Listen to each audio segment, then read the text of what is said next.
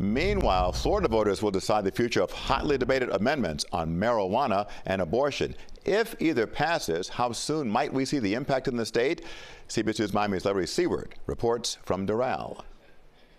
Florida's personal use marijuana amendment and the state ballot amendment potentially changing abortion limits lay out terms in clear black letters, but there's enough gray area around both to fire up debate over what's next if passed by voters.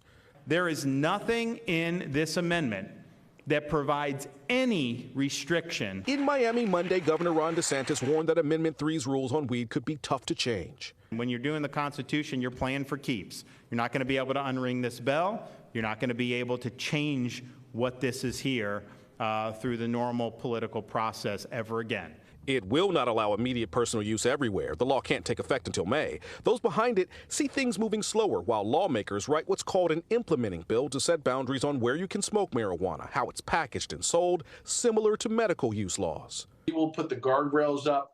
We will regulate it. We'll do this the Florida way. We could follow the 24 states that have already passed adult use recreational marijuana.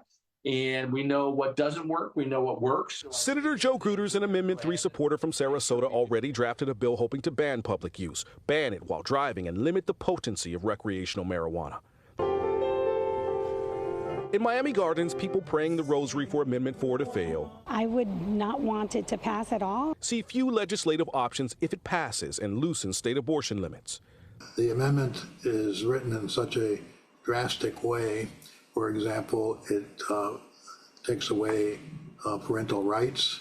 And if you take away parental rights and you make that part of the Constitution, it would be I'm being hard-pressed to understand how, for example, could the legislature restore parental rights when this amendment takes them away. Amendment 4 supporters expect a mix of immediate legal challenges and more. What we've seen in the past when it comes to these sorts of referenda is that the people who work for the legislature can get extremely creative about figuring out how to sort of skewer the heart and soul of these referenda. But voters could make all their talk moot if a supermajority votes no.